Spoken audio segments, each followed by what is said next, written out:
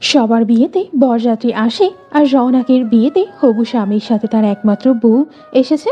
সেই বউ আর কেউ না, রওনাকের একমাত্র বেস্ট ফ্রেন্ড। অবাক হচ্ছেন না? রওনাক অবাক হয়ে নির্বিকার তাকিয়ে আছে ওইদিকে। উপস্থিত সবাইও চমকে আছে, সবার চেহারাই বলে দিচ্ছে। রওনাক মনে মনে বলল, লিয়ার পেটটা অনেকটা উঁচু, হয়তো অন্তঃসত্ত্বা। আচ্ছা অয়ন ভাইয়া বিবাহিত হলে আমার সাথে এতদিন প্রেমের নাটক কেন করলো? আমার ইমোশন নিয়ে খেললো? আমি রৌনককে বিয়ে করতে পারবো না বাবা। আমার স্ত্রী আছে, আর সে আমার হবু সন্তানের মা হতে চলেছে। তোমার যদি রওনাককে বিয়ে করার ইচ্ছা ছিল না, তাহলে এত নাটক করার কি প্রয়োজন ছিল? সে যাই হোক, আমি পারবো না বিয়ে করতে, মানে পারবো না।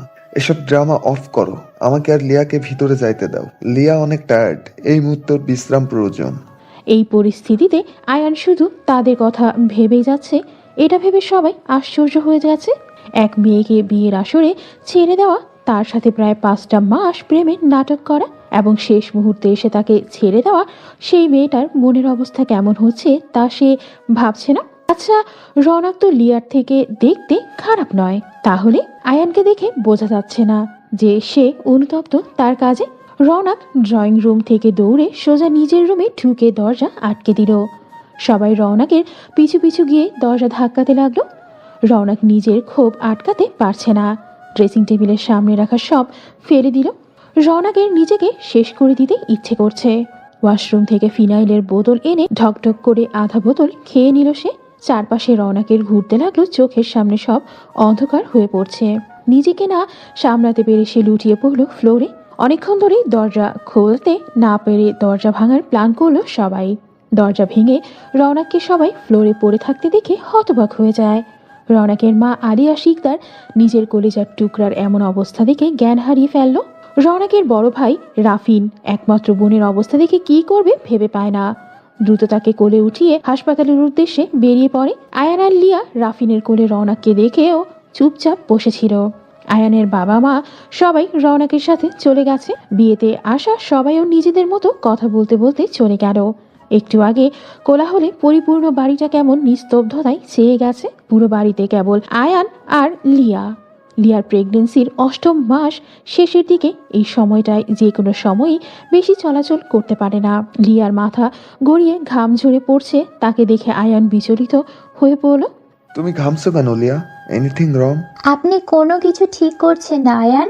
আপনি সবার জীবন নিয়ে খেলছেন। এতটা প্রতিহিংসা, তাও আবার নিজের আপনজনদের সাথে। একদিন পস্তাবেন আপনি, খুব পস্তাবেন। আমার রনুর যদি কিছু হয়ে যায় আয়ান, আমি ক্ষমা করব না আপনাকে। ও আচ্ছা, নেক্সট একদম চুপচাপ থাকবা, ভুলে যাবা না আমি আয়ান শিকদার। তুমি আমার হবু সন্তানের মা বলে যে আমি তোমাকে ক্ষমা করে দেব, এটা ভুলেও ভাববা না। আমার থেকে একটু বেশি বুঝতে যাবা, ওই মুহূর্তে আমি ভুলে যাব কে তুমি। আয়ানের বিরক্তিমাখা কণ্ঠে বলা এইসব কথায় লিয়ার ভয় শুরু হয়। সত্যিই তো, আয়ান যেমন মানুষ, সে যা ইচ্ছে তা করতে পারে। আমাকে আমার সন্তানের জন্য সুস্থ থাকতে হবে। আল্লাহ, তুমি রওনাককে সুস্থ করে দিও প্লিজ। আর কতদিন দূরে দূরে থাকবে সে? এবার তো তাকে ফিরতেই হবে। তার প্রিয়সী যে মৃত্যুর সাথে লড়াই করছে, এবার খেলা জমবে, যা হবে সব সামনাসামনি। হাসপাতালের এখন প্রচুর ভিড়, কারণ পুরো শিকদার বাড়ির লোকজন যে এখানে জমা হয়েছে। শিকদার বাড়ির কলিজার টুকরার যে এই অবস্থা। শিকদার হসপিটালটা শিকদারদেরই তৈরি করা। রওনাককে নিয়ে যাওয়া হয়েছে ওটিতে। এখন তার স্টমাক ওয়াশ করা লাগবে। ওটির বাহিরে বসে সবাই দোয়া করছে সুস্থতার। রাফিন একটু বাহিরে বের হয়ে কল লাগায় কাউকে। হ্যালো ব্রো, কেমন আছিস? কি হয়েছে রাফিন, তোর আওয়াজ এমন শোনা যাচ্ছে কেন? Are you okay? Yeah bro, I am fine. তুই কি দেশে আসবি? What's the matter Rafin? Without any reason তুই আমাকে আসার কথা বলতেছিস? বাসায় সব ঠিক আছে?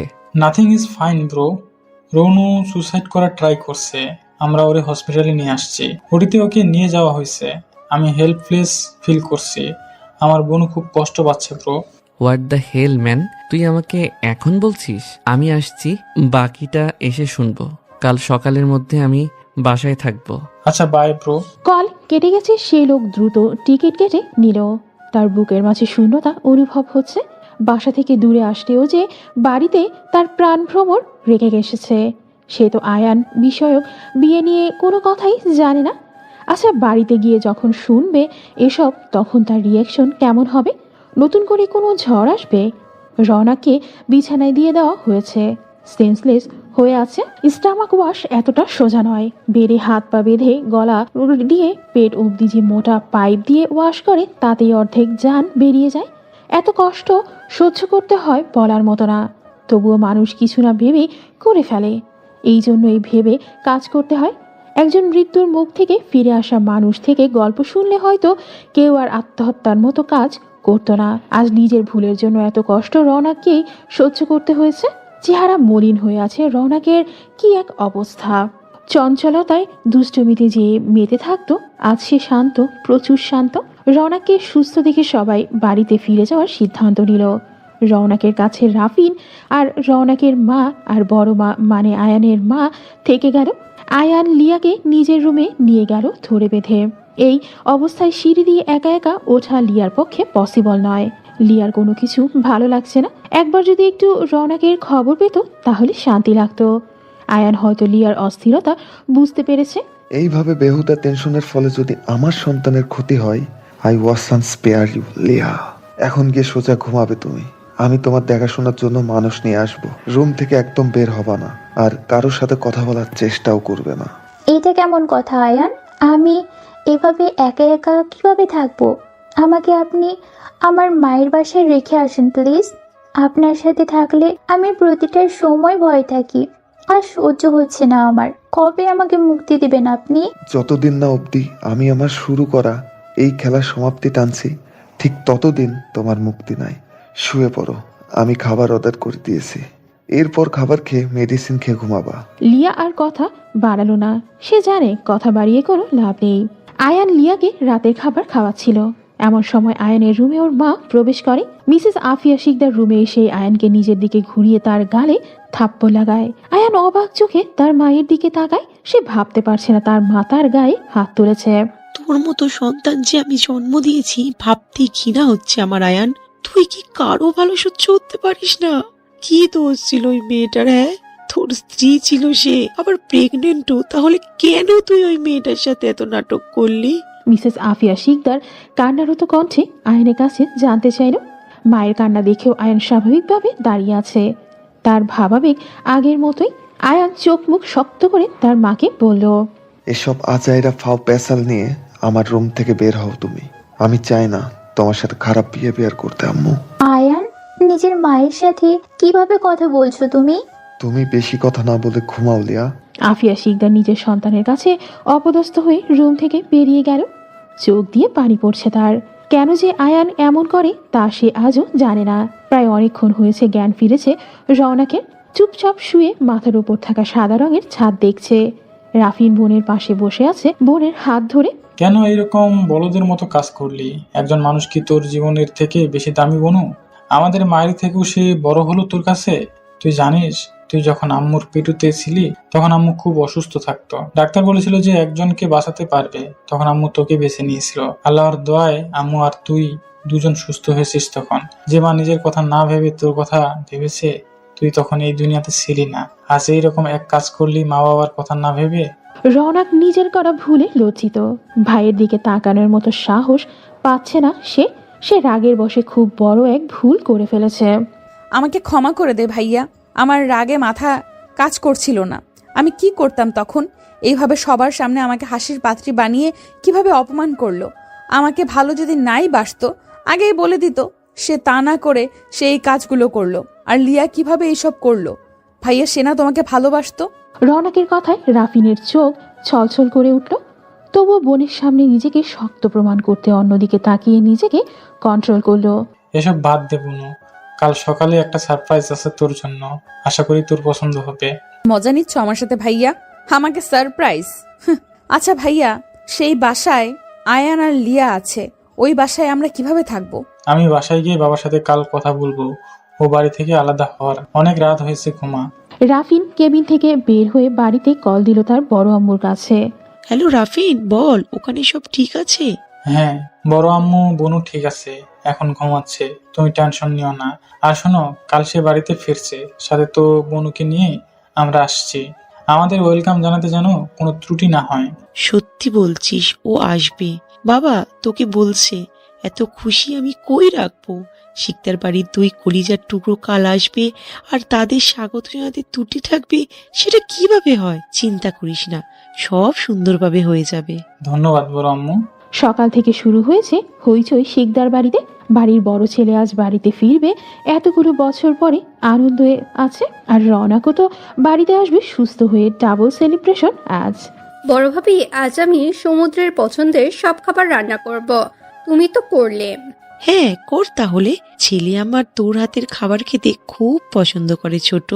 আর বইল না ভাবি, ছেলেটাকে দেখার জন্য অনেকদিন ধরে অপেক্ষা করছি, আর আজ তা সার্থক। তবে ছোট, বাড়ির এইসব খবর কানে গেলে ওর কি হবে বুঝতে পারছিস? আমরা ওর আমানাতের খেয়ামত করতে গিয়েছিলাম। ও যদি জানতে পারে তাহলে আমাদের কারোর সাথে কোনো সম্পর্ক রাখবে না।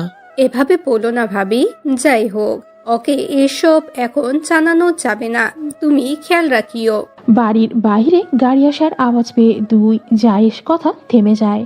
দ্রুত কিচেন থেকে হাত ধুয়ে বেরিয়ে পড়ে ছেলেকে দেখতে। শামীম শিকদার, পিয়াস শিকদার ও তাদের 2 স্ত্রী দরজায় দাঁড়িয়ে আছে সমুদ্রের জন্য। সমুদ্র হলো শামীম শিকদার ও আফিয়া শিকদারের বড় ছেলে, আয়ানের বড় ভাই। সমুদ্রের পুরো নাম সাফওয়ান সমুদ্র শিকদার। পিয়াস শিকদার ও আরিয়া শিকদারের বড় ছেলে রাফিন শিকদার ও একমাত্র মেয়ে প্রিয়সী রওনাক শিকদার। বাড়ির সবাই আদর করে রওনাক, রনু বলে ডাকে। আয়ান ঘুমিয়েছিল। সবাই হইচইয়ের আওয়াজ পেয়ে লিয়া ধীরে ধীরে হেঁটে ব্যালকনিতে এসে দাঁড়ায়। গাড়ি থেকে একজন বয়স 26-এর যুবককে নামতে দেখে। কালো প্যান্ট ও কালো টি শার্ট পরা, গায়ের রং ফর্সা, উচ্চতা 5 ফিট 6 ইঞ্চ, চোখে কালো সানগ্লাস, মুখে হালকা খোঁচা দাড়িতে ছেলেটাকে খুব সুন্দর লাগছে। ছেলেটি গাড়ি থেকে নেমেই আগে বাবা মাকে সালাম করে জড়িয়ে ধরল। এতগুলো দিন পরে বড় ছেলেকে পেয়ে তার বাবা মাও আবেগ আপ্লুত হয়ে পড়ল। আরে মা, তুমি এভাবে কান্না করছো কেন? দেখো আমি একদম ঠিক আছি। আমার সাথে কথা বলবি না তুই? মায়ের কথা কি মনে আছে তোর? কি যে বলো আম্মু, মনে কেন থাকবে না বলো? পড়াশোনার জন্যই তো আমি দূরে ছিলাম, এখন আর তোমাদের থেকে দূরে যাব না। আর কেমন আছো তুমি শাশুমা? আরিয়া শিকদারের দিকে তাকিয়ে সমুদ্র তাকে প্রশ্ন করল। সেই ছোট থেকেই সমুদ্র তাকে শাশুমা বলে ডাকে। আলিয়া শিকদার হেসে ফেলল এমন কথায়। তুই আর পাল্টালি না দুষ্টু ছেলে, সেই আগের মতোই থেকে গেলি। আলহামদুলিল্লাহ ভালো আছি বাবা, তুই কেমন আছিস? আলহামদুলিল্লাহ ভালো শাশুমা। সব কথা কি এখানে দাঁড়িয়ে শেষ করব? আমাকে বাড়িতে ঢুকতে কি দিবে না? ইসরে, আমরা সবাই তোকে কাছে পেয়ে ভুলে গেছি। চল চল তাড়াতাড়ি। সবাই সমুদ্রকে নিয়ে বাড়ির ভেতরে গেল। এতক্ষণ এসব কিছু অবাক চোখে দেখছিল লিয়া। ওপর থেকে স্পষ্টভাবে সব কথা শোনা যায় না, তাই সে তাদের কথোপকথন শুনতে পায়নি। ছেলেটার সাথে আয়ানের চেহারার অনেক মিল। এসব প্রশ্নের জবাব সে আয়ান থেকেই পাবে। এই জন্যই রুমে গিয়ে আয়ানকে ডেকে তুলল। আয়ান, আমার খুব ক্ষুধা লাগছে আর মেডিসিনের সময়ও চলে যাচ্ছে, উঠুন। এতদিন আমি হাজার দেখেও খাবার খাওয়াতে পারি না তোমাকে, আর আজ ক্ষুধা লেগে গেল। এত কথা জানি না, ক্ষুধা লাগছে, খাবেন কিনা বলেন। দাঁড়াও, আমি ফ্রেশ হয়ে আসছি। আয়ান, নিচ থেকে অনেক সুন্দর ঘ্রাণ আসছে খাবারের, আমাকে কি ওখানে খেতে নিয়ে যাবেন? লিয়া খুব শান্ত কণ্ঠে আয়ানকে কথাটা বলল। আয়ান লিয়ার দিকে এক পলক তাকালো। লিয়ার মন খারাপ। লিয়ার ফেস রিয়াকশন দেখে আর না করতে পারল না আয়ান। ফ্রেশ হয়ে এসে লিয়াকে নিয়ে নিচে নামলো। সিঁড়ি দিয়ে লিয়াকে ধরে নিচের দিকে তাকিয়ে ধীরে ধীরে হেঁটে আসছিল আয়ান। তাই আর ডাইনিং টেবিলে বসা সমুদ্রকে খেয়াল করেনি। কিন্তু সমুদ্র অবাক হয়ে আয়ানকে দেখছে। আয়ানকে দেখেই বুঝে গেছে মেয়েটি আয়ানের স্ত্রী। এটা ভেবে অবাক হচ্ছে সমুদ্র ছোট ভাই বিয়ে করেছে তার স্ত্রী ও অন্তঃসত্ত্বা। এই খবর সে জানে না। টেবিলের কাছে যাওয়ার পরে আয়ান সমুদ্রকে দেখে চমকে গেলেও নিজেকে শান্ত করে নেয়। কি অবস্থা ভাই, কখন আসলা? খবরই পেলাম না আমি। তুইও যে বিয়ে করেছিস, আমি বড় আব্বু হচ্ছি, সেই খবরও তো আমি জানি না। সে খবর কেউ জানতো না ভাইয়া, লং স্টোরি, পরে সময় করে বলবো। লিয়া, বসো এখানে। লিয়াকে এক চেয়ারে বসিয়ে দিল আয়ান। বাহ ভাই, তুই তো অনেক বদলে গেছিস। সময় সবাইকে বদলে দেয় ভাই। খেয়েছো তুমি? ছোট আম্মু, লিয়ার অনেক ক্ষুধা পেয়েছে তোমার রান্নার স্মেলে। মেয়েটাকে আগে খাবার দাও, তোমরা আমাকে পরে দিলেও হবে। সমুদ্রের কথায় মিসেস আলিয়া শিকদার খাবারের প্লেটে খাবার বেড়ে দেয় লিয়ার সামনে। মেয়ের বেস্ট ফ্রেন্ড ছিল লিয়া, সেই হিসেবে কম আদর করতো না মেয়েটাকে। মাঝখানে কোথায় গায়েব হয়ে গিয়েছিল কেউ জানতো না। মেয়েটাকে এই পরিস্থিতি দেখে খুব মায়া লাগে তার। কেমন আছো তুমি লিয়া? আলহামদুলিল্লাহ, খাবার খেয়ে নাও, নিজের যত্ন নিও। এই বাড়ির সবাইকে নিজের আপনজন ভাববে। যখন যা প্রয়োজন হবে বাড়ির যে কোনো সদস্যকে বলবে। জি আচ্ছা। তুই দাঁড়িয়ে আছিস কেন? বস, তুইও নাস্তা কর। না, তোমরা করো, আমি বাইরে করব। লিয়াকে মেডিসিন খাইয়ে দিয়েই আমি বের হব। একদিন বাহিরে নাস্তা না করলে কিছু হবে না। আজ আমি আছি, আমার সাথে করে নে। বাড়ির কেউ ঠিক মতো বলতেও পারছে না যে আয়ান এই বাসায় থাকে ঠিকই, কিন্তু খাবার এই বাসায় খায় না। নিজের মতো একা একা থাকে, বাড়িতে থেকেও না থাকার মতো। আয়ান তো মনে মনে বেজায় খুশি সমুদ্র আসায়। আয়ানের প্ল্যানগুলো যে কাজ লাগছে ভেবেই, তাই সে আর না করলো না, খাবারের টেবিলে বসে পড়ল। তখন রাফিন ও রওনাকে নিয়ে বাড়িতে ঢুকে খাবার টেবিলে নিয়ে সমুদ্রের পাশের চেয়ারে বসিয়ে দিল। রওনাক অন্যমনস্ক থাকায় খেয়াল করলো না সমুদ্রকে। সমুদ্র তা খেয়াল করে দেখে রওনাকের হাতে একটা চিমটি কাটলো। ব্যথায় চোখ মুখ কুচকে পাশে তাকিয়ে স্তব্ধ হয়ে গেল রওনাক। চোখ বড় বড় করে তাকিয়ে আছে সে।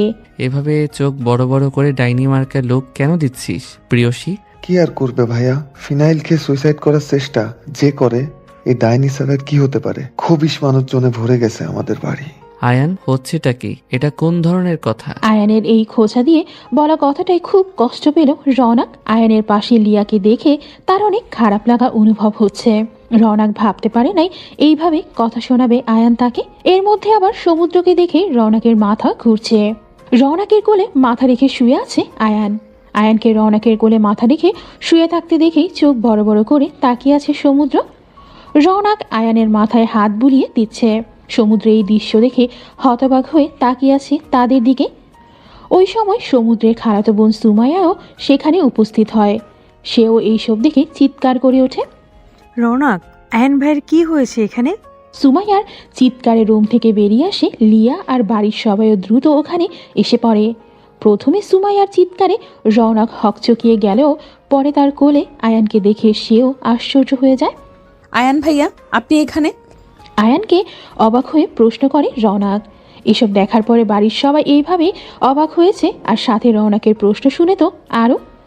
তোমার কোলে আয়ন ভাইয়ের মাথা রেখে শুয়ে আছে আর তুমি তার মাথায় বিলি কেটে দিচ্ছ? আমি আর সমুদ্র ভাইয়া নিজের চোখে এসব দেখেছি, আর এখন তুমি আমাকে জিজ্ঞেস করো সে এখানে কি করে? এইখানে কি কোনো ফিল্মের শুটিং চলছে নাকি রৌনক? সুমাইয়ার প্রশ্নে অনেক অপমান বোধ করলো রওনাক। সে বুঝতে পারছে সুমাইয়া কোন ইঙ্গিতে তাকে এই কথা বলল। লজ্জায় মাথা নিচু করে ফেলল সে। রৌনু, তুমি একদম কাজটা ঠিক করো নাই। আজকের পর যাতে এইসব না দেখি। সমুদ্রের মায়ের কথায় রওনাক আকাশ থেকে পড়ল। সবাই যে তাকে ভুল বুঝছে, বড় আম্মুর দৃষ্টিতে সে আজ অন্য কিছুই দেখতে পাচ্ছে। আমি জানি না আম্মু, বিশ্বাস করো। আয়ান ভাই এখানে কি করছে? মিথ্যে কেন বলছিস তুই রনু? আমি রুমে যাচ্ছিলাম আর তুই আমাকে দেখে বললি যে তোর কোলে মাথা দিয়ে শুতে তুই আমার চুলে বিলি কেটে দিবি। পরিবারের সব সদস্যদের সামনে এইরকম কথা শুনে লজ্জায় কারো দিকে তাকাতে পারছে না রওনা। চোখ বেয়ে পানি পড়ছে রাগে। ঘৃণা হচ্ছে প্রচণ্ড তার আয়ান নামক ব্যক্তির উপর। তা আয়ান, সে আপনাকে বলল আর আপনিও তাকে না বলতে পারলেন না? সবাই যে যার কাজে যান।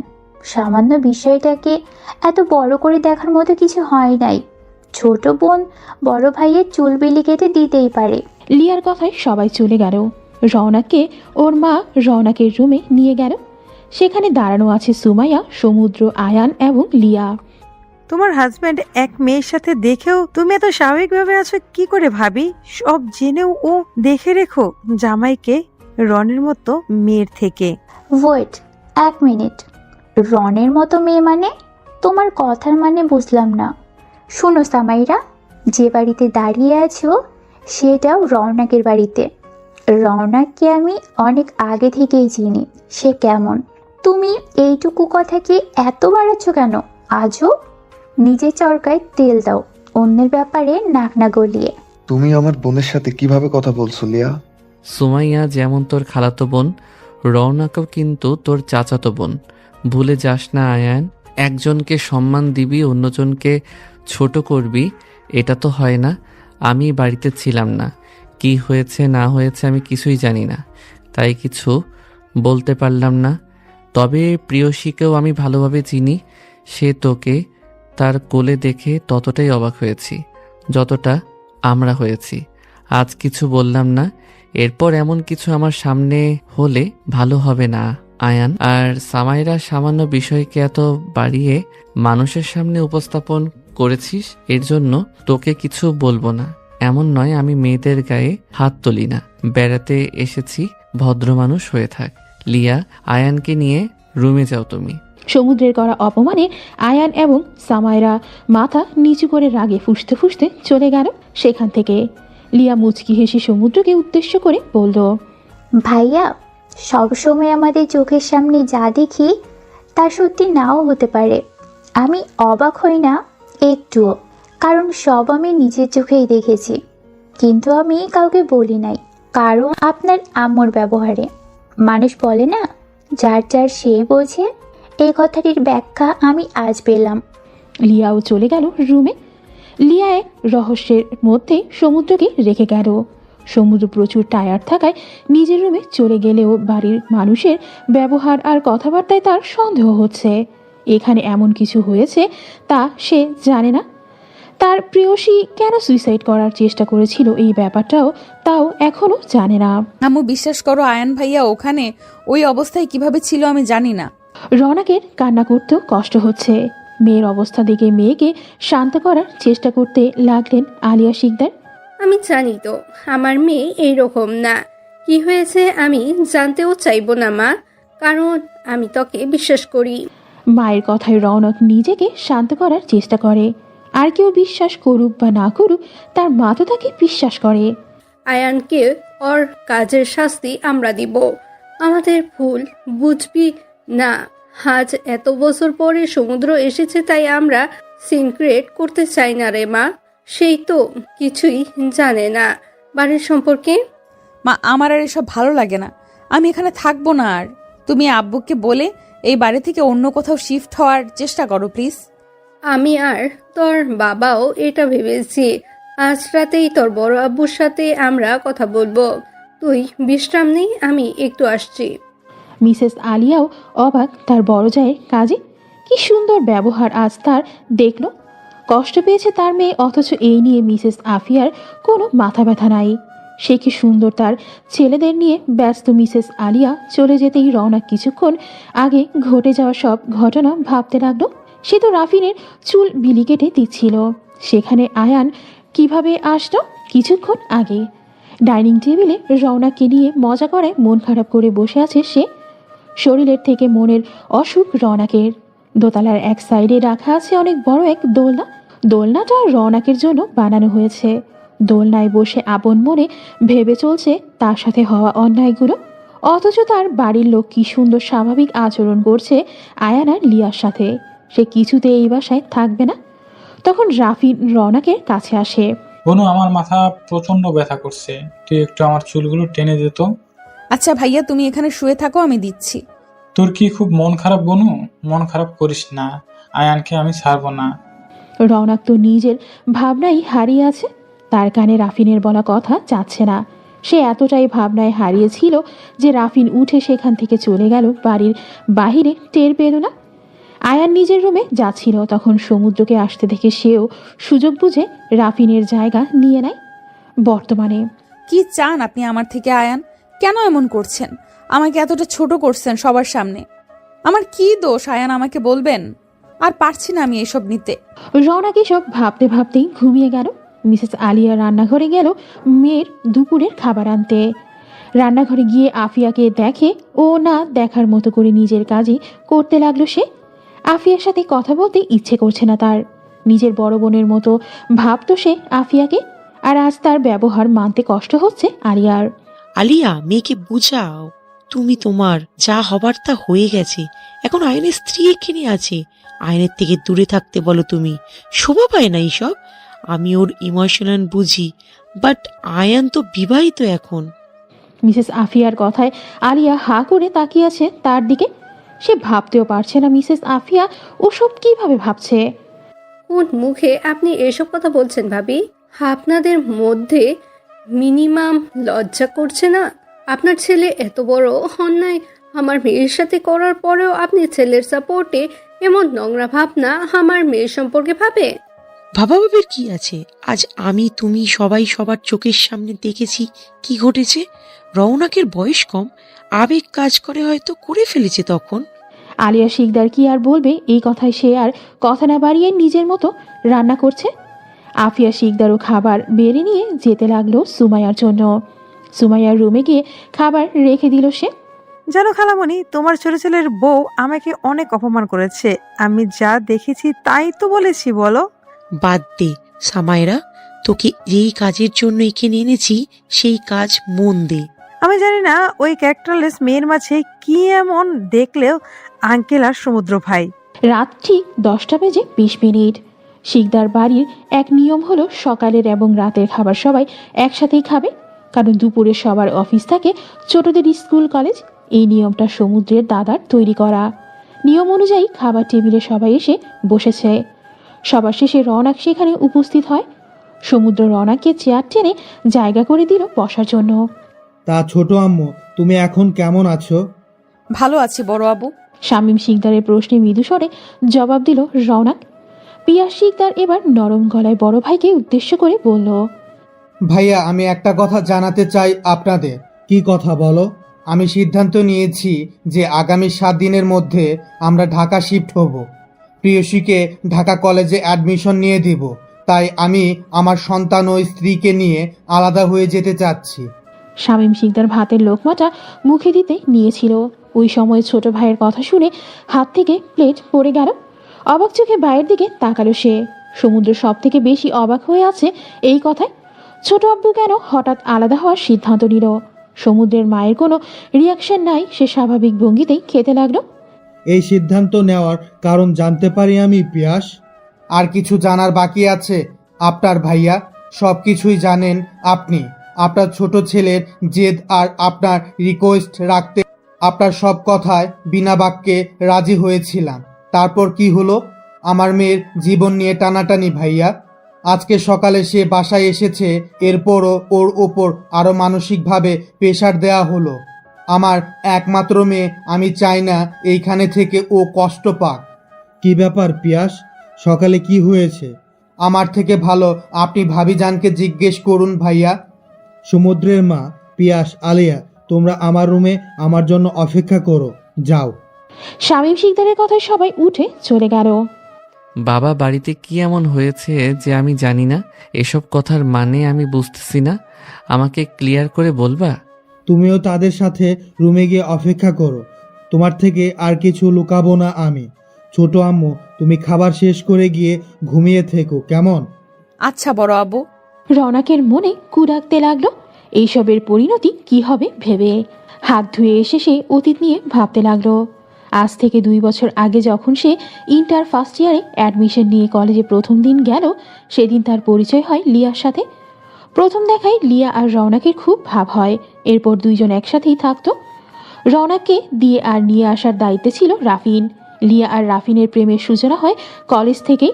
কাল আমার জন্মদিন লিয়া, তুই কিন্তু কাল সকালেই আমাদের বাসায় যাবি, ঠিক আছে? তোর জন্মদিন আর আমি যাব না তোর সাথে? এটা কখনো হয় রনু? ভাইয়া গিয়ে নিয়ে আসবে তোকে, তুই রেডি থাকিস। আমি নিজেই চলে আসব, আমাকে কারো নিয়ে আসা লাগবে না। বনু, তুই তোর ফ্রেন্ডকে জিজ্ঞেস করতো, আমি নিয়ে আসতে গেলে কি তোর ফ্রেন্ডের গায়ে ফোসকা পড়বে? রনু, তোর ভাইকে বল আমার গায়ে ফোসকা না পড়লেও তোর ভাইয়ের গায়ে ঠিকই পড়বে, কারণ আমাদের মতো গরিবদের বাড়ি গিয়ে বসার জায়গাও পাবে না। কি শুরু করলা তোমরা ভাইয়া? থামো প্লিজ। আর গরিব বড়লোক কোনো কথা না লিয়া, আজকের পরে যেন এসব আমি তোর মুখে না শুনি। আরে বাবা, রাগ করিস কেন? যা সত্যি তাই তো বলি না কি? এই মেয়ে, এই এত বড় সত্যি তোকে কেউ বলতে বলছে? শিকদার বাড়ি সকাল সকাল হাজির হয় লিয়া। লিয়া দেখতে খুব সুন্দরী, গায়ের রং উজ্জ্বল, ফর্সা লাল রঙের 3 পিসটাতে খুব সুন্দর লাগছে লিয়াকে। দোতলায় দাঁড়িয়ে থাকা আয়ান প্রথম দেখায় লিয়ার থেকে চোখ ফেরাতে পারছিল না। লিয়ার কথা বলা, লিয়ার হাসি সব কিছুই আয়ানের নজর কেড়েছিল। সকালবেলায় মায়ের ডাকে ঘুম ভাঙে রওনাকের। অতীতের কথা ভাবতে ভাবতে কখন যে ঘুমিয়ে পড়েছে টের পায়নি সে। ঘুম থেকে উঠে ফ্রেশ হয়ে নাস্তার টেবিলে গেল সে। সবার মুখের অবস্থা খুব গম্ভীর, কেউ কারোর সাথেই কথা বলছে না, নিজেদের মতো খাবার খেয়েই যাচ্ছে। আমার একটা কথা বলার ছিল বড় আব্বু। হ্যাঁ ছোট আম্মু, বলো, তোমার কথা আছে। আব্বু, লিয়া আর আয়ানের বিয়ের কথা তো কেউ জানে না। আর যেহেতু শিকদার বাড়িতে নতুন অতিথির আগমন হচ্ছে, তাদের ওয়েলকাম তো করতেই হয়, তাই না? আমি চাচ্ছিলাম কি আমরা বাসায় সবাই মিলে ছোটখাটো একটা অনুষ্ঠান করি। তোমার মাথা ঠিক আছে ছোট আম্মু? এত কিছুর পরেও তুমি ওদের জন্য ভাবছো, যারা তোমাকে ঠকানোর আগে দুবারও ভাবে নাই। আমি আয়ান আর লিয়াকে বাড়ি থেকে বের করি নাই কারণ লিয়ার অবস্থার কথা ভেবে। যেহেতু তোমরা তাকে কিছুই বলো নাই, তাই এখন আর আমার জন্য তোমাদের নিজেদের মধ্যে ঝামেলা করার প্রয়োজন নাই বড় আব্বু। আমার কপালে যা ছিল তাই হয়েছে। সমুদ্র এতক্ষণ নিচের দিকে তাকিয়ে শুধু নিজের মতো করে খেয়ে গেছে। খাওয়া শেষ করে সে বলে, তোকে এত না ভাবলেও চলবে। অন্যের কথা, নিজের কথা ভাব আগে। শোন, একটু পরে রেডি হয়ে থাকিস।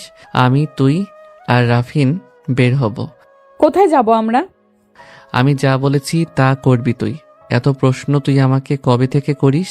সাহস তো তোর ভালোই হয়েছে ফিনাইল খেয়ে। সমুদ্রের এই কাটকাট জবাব রওনাকে হজম করতে পারল না। আসার পরে তো ভালোভাবে কথা বলেছে সমুদ্র তার সাথে। রওনাক ভেবেছিল সমুদ্র চেঞ্জ হয়ে গেছে, কিন্তু এখন তো মনে হচ্ছে সমুদ্র আগের মতোই শয়তান মার্কা খাটাস আছে। জি আচ্ছা ভাইয়া। সমুদ্র উঠে যাচ্ছিল, তখন তার বাবার কথায় থেমে গেল। তুমি অফিসে কবে থেকে জয়েন করবে সমুদ্র? আপনাদের অফিসের কাজ আপনি আয়ানকে বুঝিয়ে দিন। আমার অফিসে জয়েন করার বিন্দুমাত্র ইচ্ছা নাই। তাহলে তুমি কি করবে নিজেদের অফিসে জয়েন না করে? এত পড়াশোনা করে কি তুমি মানুষের আন্ডারে কাজ করবে? কোনো কাজ ছোট নয়, এটা মনে রাখবেন। আর আমি কি করব তা আমার ভাবাই আছে। আমাকে নিয়ে আপনাদের না ভাবলেও চলবে। রাগের সাথে বলা কথাগুলো বলেই সমুদ্র ড্রয়িং রুম ত্যাগ করলো। সবাই হতভম্ব হয়ে আছে সমুদ্রের আগের সেই রাগ দেখে। আয়ান আর আফিয়া শিকদার শয়তানি হাসি দিল। শামীম শিকদার অসহায়ভাবে সমুদ্রের যাওয়ার দিকে তাকিয়ে আছে। ছোটকাল রাতের সব জানার পর থেকেই এমন বিহেভ করছে সে ভালোই বুঝতে পারছে। অপরদিকে উপর থেকে লিয়া ভালোভাবেই বুঝতে পারছে মা ছেলের মাথায় আবার কি ঘুরপাক খাচ্ছে। ওদের প্রতি লিয়ার প্রচন্ড ঘৃণা কাজ করে। ওই দিনটাকে লিয়া অভিশাপ দেয়, যেই দিন লিয়া এই বাড়িতে পা রাখে আর আয়নের চোখ ওর দিকেই যায়। রওনাক রুমে যাওয়ার সময় লিয়ার সামনে পড়ে যায়। লিয়া অসহায় চোখে তাকিয়ে থাকে রওনাকের দিকে। রওনাক লিয়ার চোখের দিকে তাকিয়ে বুঝতে পারে যার মধ্যে আছে একরাশ অসহায়তা আর অপরাধবোধ। লিয়া কিছু বলতে গিয়েও বলতে পারলো না রওনাককে। এখন যে লিয়া কিছু বলতে পারবে না, তার যে হাত পা বাঁধা। রওনাক লিয়াকে পাশ কাটিয়ে চলে গেল। ওখানে দাঁড়িয়ে থাকলে হয়তো রওনাকের রাগ আরো বেড়ে যেত। সমুদ্রের কথা মতো রওনাক রেডি হয়ে গাড়িতে বসে আছে। কোথায় যাবে, কেনই বা যাবে তা সে জানে না। সমুদ্রকে প্রশ্ন করার মতো সাহসও তার হচ্ছে না। সমুদ্র এসে গাড়ি স্টার্ট দিল। তা পড়াশোনা করার কি ইচ্ছে আছে, নাকি নিজেকে ঘরবন্দি করে সারা জীবন রাখবি? আপনি আবারও সেই আগের মতো আমার সাথে কথা বলছেন? এই কয়দিন তো সেই কি সুন্দরভাবে বলতেন। এত কিছু করার পরেও তুই আমার কাছে আশা করিস আমি তোর বা তোদের সাথে ভালোভাবে কথা বলবো? রওনাক কি উত্তর দিবে খুঁজে পেল না। সত্যিই তো সে এই মানুষটাকে আগে কিছু জানানো হয়নি। যাই হোক প্রিয়, তুই কিন্তু ফিনাইল খেয়ে সুইসাইড করার ড্রামাটা খুব সুন্দরভাবে করেছিস। নাটকে জয়েন করতে পারিস তো তুই? সমুদ্রের কথা শুনে চোখ বড় বড় করে তাকিয়ে আছে রওনাক। রওনাকে এভাবে তাকাতে দেখে মুচকি হাসি দিল সমুদ্র। কি সব আবল তাবল বলছেন আপনি? তুমি চলো ডালে ডালে আর আমি চলি পাতায় পাতায়। তোমার করা প্রতিটা কাজ আমার দৃষ্টির বাহিরে নয়, এটা কিভাবে ভুলে যাও তুমি? রওনাক ভেবেছিল তাকে নিয়ে হয়তো কোনো 5 তারকার রেস্টুরেন্টে যাওয়া হচ্ছে। রওনাকের সব চিন্তা ভাবনা ভুল প্রমাণ করে দিয়ে সমুদ্র তাকে নিয়ে গেল এক লোকাল চায়ের দোকানে।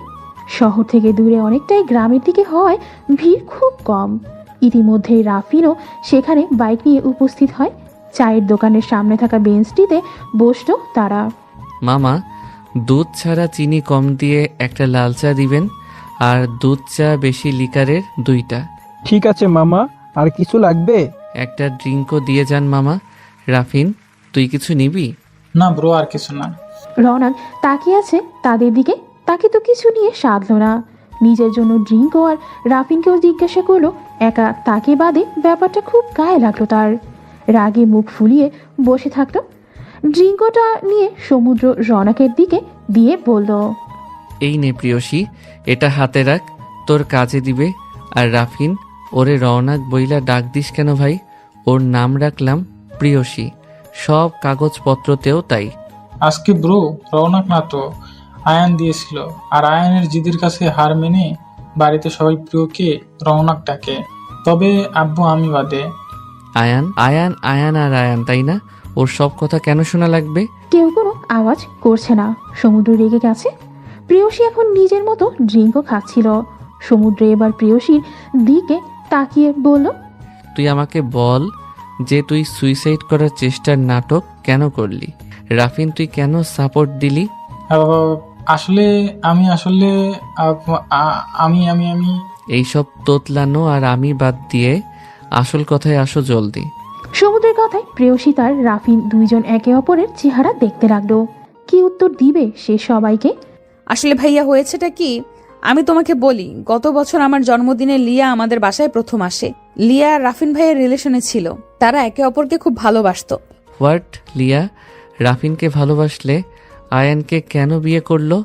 আমার কথার মধ্যে বাম হাত কেন দাও? সব কথা তো শুনবে না ক্লিয়ার করে? আজব। প্রেয়সীর রাগী কণ্ঠে দমে গেল সমুদ্র। তবুও নিজের ইমেজ ঠিক রেখে বলল, এরপর বলতে থাক। জন্মদিনের দিন থেকে আয়ান লিয়ার পেছনে হাত ধুয়ে লেগে যায়। লিয়ার প্রতি আয়ানের এক প্রকার ভালো লাগা কাজ করে। যখন সে জানতে পারে লিয়া রাফিন ভাইকে ভালোবাসে, তখন সে ক্ষিপ্ত হয়ে যায়। আমি জানি না কেন আয়ান ভাইয়া আমাকে, তোমাকে আর রাফিন ভাইয়াকে একদম সহ্য করতে পারে না। তখনও আমি এসব জানতাম না। 10 মাস আগে একদিন হঠাৎ লিয়া গায়েব হয়ে যায়। কেন হয়ে যায় আমরা জানি না। শুধু লিয়া না, ওর পুরো পরিবার।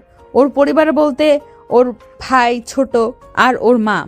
আমি রাফিন ভাইয়া অনেক খোঁজ খবর নিয়ে তবুও পাই নাই। এরপর আয়ান ভাইয়াও চেঞ্জ হতে শুরু করে। আমার পেছনে ঘুরতে থাকতো। আমাকে ফলো করা, বিরক্ত করা তার প্রধান কাজ হয়ে গেল।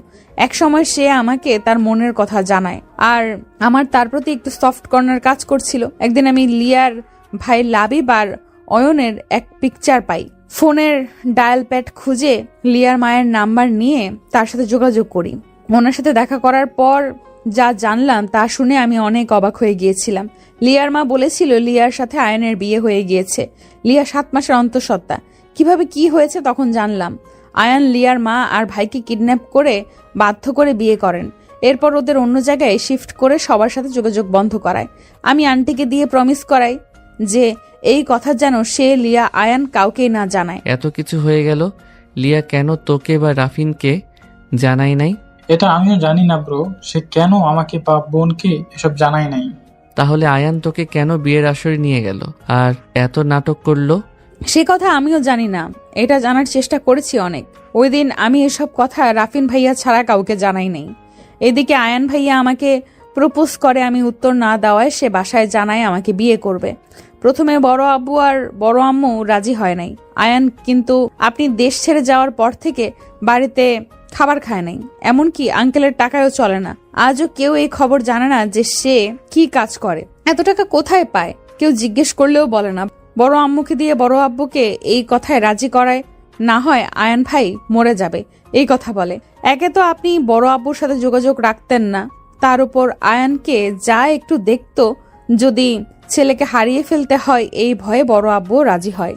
আমার বাবা মাকে বড় আম্মু অনেক ইমোশনাল ব্ল্যাকমেল করে রাজি করেন। যখন আমি জানলাম এই বিয়ে আমি করব না, তখন বড় আব্বু আমাকে তার মাথা ছুঁয়ে কথা আদায় করেন। বাধ্য হয়ে আমি রাজি হই। আয়ান ভাই আমাকে কোনো উদ্দেশ্যে বিয়ে করতে চাইছে, আমি জানি না ভাইয়া, তবে শিওর ছিলাম বিয়েটা হবে না। আর তাই হলো। বিয়ের দিন আয়ান লিয়াকে নিয়ে হাজির। সব ঠিক হলে তুই কেন সুইসাইডে নাটকটা করলি? আমি বলছি ব্রো, তুমি তো এমনি এমনি আসবে না, তাই আমি বনুকে এই আইডিয়াটা দেই যে এটা কর, তাহলে ভাইয়া চলে আসবে। আমাকে দিয়ে তোরা কি করবি? হ্যাঁ, সমুদ্র এক বুক আশা নিয়ে তাকিয়ে আছে প্রেয়সীর উত্তরের জন্য। তার মনের মধ্যে কি চলছে তা প্রকাশ করেন বাহিরে। আমি তোমাকে আসতে বলেছি, তারও কারণ আছে। আমাদের আয়ান ভাই সম্পর্কে জানতে হবে। ওনার মূল উদ্দেশ্য আমাদের খুঁজে বের করতে হবে। এই কাজ আমি বা রাফিন ভাই একা পারবো না, তাই তোমাকে আনা। কথা শেষ করেই প্রেয়সী সমুদ্রের দিকে মুচকি হেসে তাকালো। সমুদ্র হতাশ দৃষ্টিতে তার প্রিয়র দিকে তাকালো। রাফিন শব্দ করে হেসে দিল। তোর এত হাসি কেন পাচ্ছে রে রাফিন? ভাই চা খাওয়া না? চা তো পানি হয়ে গেছে। তুই যে একা একা চা খেলি, আমাদের মনে করিয়ে দিবি না যে আমাদেরটা ঠান্ডা হয়ে যাচ্ছে। কিছু করার ছিল না ব্রো, তুমি কথা শুনছিলে তাই। আর বনু তো এই চা কম শরবতই খাবে, ওর অভ্যাস। চাকে ঠান্ডা করে শরবত বানিয়ে খায়। বান্দর কি আর জানে আদরক কা স্বাদ এইভাবে খেতে দারুণ লাগে। তোমরা বুঝবা না, বুঝলা? প্রেয়সী সেই ঠান্ডা চাটাই খেয়ে নিল। সমুদ্রের তা খাওয়া হলো না। সে উঠে বিল পে করে দিল, সাথে 2টা চিপস নিয়ে নিল। তা যাওয়া যাক এখন, এই জন্য তোদের এখানে আনা। তা ভাইয়া, এরপর কি করব? ঠিক করব না? তোর আর কিছু করা লাগবে না, তুই পড়াশোনায় মন দে। যা করার আমি করব। যা গাড়িতে উঠে বস। প্রেয়সী মুখ গোমরা করে গাড়িতে উঠে বসে পড়ল চুপচাপ। এই লোক তাকে সবসময় ধমকাবে একটুও ভালো না। সমুদ্র হালকা হেসে রাফিনকে নেক্সট অ্যাড্রেস দিয়ে নিল, জানায় রাফিনের কাছে আজ আছে, সে আসতে পারবে না। সমুদ্র প্রিয়কে নিয়ে যেন একাই লাঞ্চ করে নেয়। রাফিনকে বিদায় দিয়ে সমুদ্র গাড়িতে উঠে বসে। প্রিয়র দিকে চিপসের প্যাকেট 2টো দিয়ে বলে, এভাবে মুখ ফুলিয়ে না রেখে চিপস খা, একদমই ফুলানো প্যাকেটের মতো লাগছে তোকে। আমি জানি তো, আমি একটু গুলুমুলু দেখে তোমাদের সবার হিংসা হয়, বুঝলা? করতে থাকো হিংসা, আমিও আর ডায়েট করব না। সমুদ্র অবাক হয়ে তাকিয়ে থাকা প্রেয়সীর দিকে। এই মাইয়াটা ডায়েট করছে, এটাও শোনা লাগলো। প্রেয়সী রাগে চোখে সমুদ্রের দিকে তাকিয়ে আছে। না পারে সে সমুদ্রকে তার রাগের আগুনে পুড়িয়ে ছাই করে দিবে। সমুদ্র তো মিটিমিটি হেসেই যাচ্ছে। কি বললেন? আমি ডায়েট করি? এটা শোনা লাগলো মানে? আমি যে ডায়েট করি তা অবিশ্বাস করছেন? ইস না, কে বললো আমি অবিশ্বাস করছি? আমি তো তোকে বিশ্বাস করলাম যে তুই ডায়েট করস। তা কত কেজি ওজন কমিয়েছিস? 1 মাসে আমি 1 কেজি ওজন কমিয়েছি, জানেন? প্রেয়সী অনেক ভাব নিয়ে কথাটা বলল। প্রেয়সীর কথা শুনে হো হো করে হেসে ফেলল সমুদ্র। প্রেয়সী অবাক হয়ে সমুদ্রের হাসি দেখে যাচ্ছে। লোকটার হাসি এত সুন্দর কেন? ইস, আমি এইভাবে তাকালাম কি ভাববে? আপনি হাসছেন কেন এইভাবে? হাসবো না তো কি করবো আমি? লাস্টে শোনা লাগলো প্রিয়সী শিকদার 1 কেজি ওজন কমিয়ে এত ভাব নিচ্ছে। আমি জানি আপনার জলে আমি গুলুমুলু দেখে আপনি হয়তো জেলাস ফিল হয়, আমি বুঝি। সমুদ্র হেসে গাড়ি ড্রাইভ করা শুরু করে দিল। প্রেয়সী নিজের মতো চিপস খাচ্ছে আর ফোন বের করে স্ক্রল করা শুরু করে দিল। দুইজনের মধ্যে আর কোনো কথাই হচ্ছে না। প্রেয়সী খুব মনোযোগ দিয়ে ফোনে কিছু করছে। প্রিয়, লাঞ্চে কোথায় যাবি?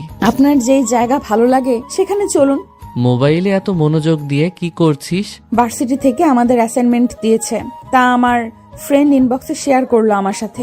পড়াশোনা তো ছেড়েই দিয়েছিস, ভাবছি এবার তোকে বিয়ে দেওয়া যাক। আমি বিয়ে করছি না, এখন তুমি করো।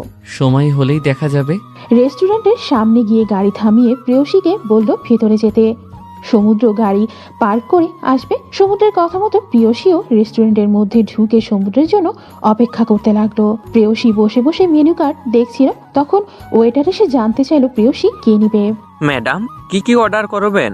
একটা cheese pasta, mushroom soup, pizza, burger, chocolate shake, ice cream, borhani, আর হ্যাঁ fried rice, chicken fry, mutton, আর লাস্টে কোকা কোলা। আর কিছু ম্যাম? দাঁড়ান, আমার সাথে যে আছে উনিও তো অর্ডার দিবেন। আমি তো শুধু আমার অর্ডার দিলাম আপনাকে। ওয়েটার আর সমুদ্র হাঁ করে তাকিয়ে আছে প্রেয়সীর দিকে। সমুদ্র বসতে বসতে বলল, মাত্রই কয়টা খাবার কি অর্ডার দিলি তুই প্রিয়? আর কিছু নিবি না? দেখছেন, আমিও ভাবছি কম হয়ে গেছে, কিন্তু কি করব বলুন?